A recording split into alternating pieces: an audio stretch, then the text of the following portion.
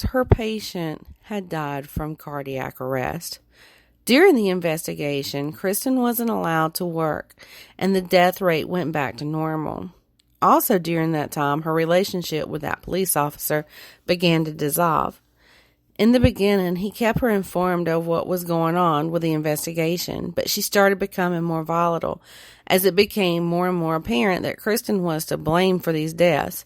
When the police officer ended the relationship, Kristen overdosed on drugs and was admitted to a hospital psych ward. During the following weeks, her behavior became more erratic, and she even called in a bomb threat to the VA to try and halt the investigation. When it was found to be her that had called in the bomb threat, she was sentenced to 15 months in a federal prison. When the investigation into these emergencies ended, it was believed that Kristen was responsible for 80 or more deaths and over 300 such emergencies. When the case went to trial, the prosecutor brought to light that Kristen was having an affair with a police officer, and this police officer even testified against her, saying that she had confessed to at least one murder to him. Her defense attorney claimed reasonable doubt, stating there was a lack of evidence.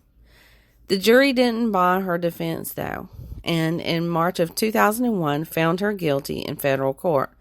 And although Massachusetts doesn't have a capital punishment sentence, her crimes were committed on federal property and were subject to the death penalty.